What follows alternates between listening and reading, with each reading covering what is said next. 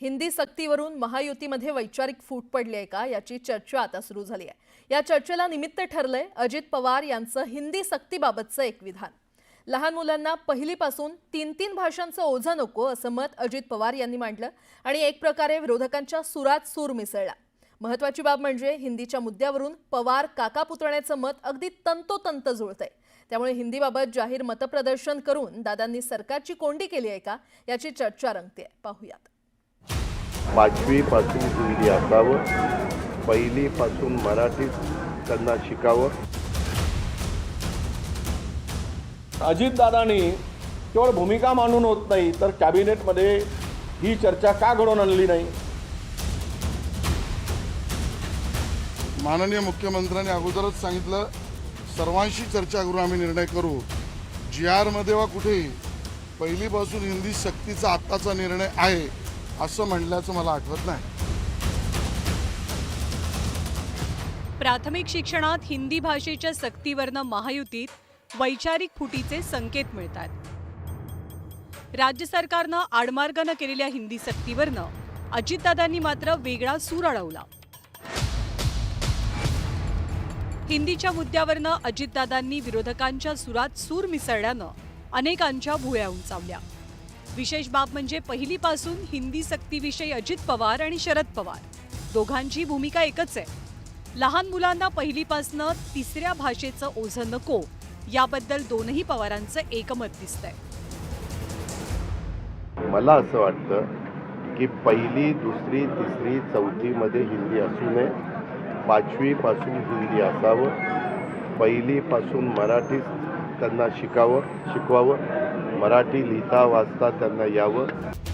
महायुतीत असूनही अजित पवारांनी रंग माझा वेगळा भूमिका जपण्याची ही काही पहिलीच वेळ नाहीये। लोकसभा आणि विधानसभेच्या निवडणुकीत भाजप कटेंगे तो बटेंगेचा नारा देत असताना दादांनी मात्र वेगळी वाट निवडली।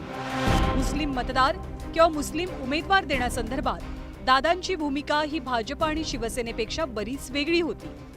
भाजपसोबत सत्तेत सहभागी होऊनही अजित पवार नेहमीच चाणाक्षपणे राजकीय सर्वधर्म समभाव जपत आलेत आणि त्यामुळेच की काय आत्ताच्या हिंदीच्या भूमिकेवरूनही विजय वडेट्टीवारांनी अजितदादांना हिंदीबाबत फक्त मत मांडू नका तर मंत्रिमंडळातही चर्चा करा असा सल्ला दिलाय। म्हणजे गुजरातमध्ये लागू होत नाहीत, इतर राज्य त्या ठिकाणी लागू करत नाहीत आणि मराठीचं अस्तित्व संपवण्यासाठी मिटवण्यासाठी अशा पद्धतीनं ही तिसरी भाषा सक्तीची करणं हे शरद पवार साहेब आणि अजित पवारजी, पवार साहेब तर विरोधात आहेत, त्यांची भूमिका ती स्पष्टपणे मांडली आहे।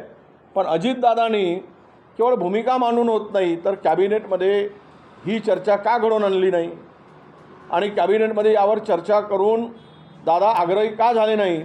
मला वाटतं आज मी अजित पवार साहेबांचं बघितलं आणि मनापासून अभिनंदन करतो की सरकारमध्ये राहून त्यांनी एवढ्या अतिशय स्पष्टपणे ही भूमिका मांडली, त्याबद्दल खरोखर मनापासून त्यांचं अभिनंदन।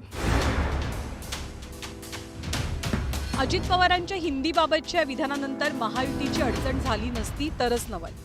हिंदीवरून सरकारची बाजू सावरण्यासाठी पुढे आले ते आशिष शेलार। सरकारनं हिंदी सक्ती कुणावरही लागली नसल्याचं म्हणत त्यांनी हिंदीच्या धोरणावरनं अनेक गैरसमज असल्याचंही नमूद केलं।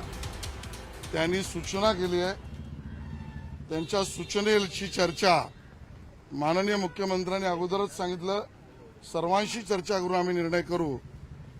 कुठेही अजितदादासहित कोणीही GR मध्ये वा कुठेही पहिलीपासून हिंदी सक्तीचा आत्ताचा निर्णय आहे असं म्हणल्याचं मला आठवत नाही। हिंदी सक्तीवरनं सरकार टीकेचं धनी बनत असताना दादांनी सरकारला घरचा आहेर दिल्याचं बोललं जातं। पण अजित पवार कायमच संवेदनशील विषयांवरनं सरकार विरोधात निर्माण झालेला रोष कमी करण्याचा किंवा डायल्यूट करण्याचा प्रयत्न करताना दिसतात। त्यामुळे दादांचा हा हिंदी विरोध म्हणजे खरंच सरकार विरोधातली भूमिका आहे की राजकीय चातुर्याची झलक याबद्दलचे अंदाज बांधले जात आहेत। Bureau report, news 18 Lokmat.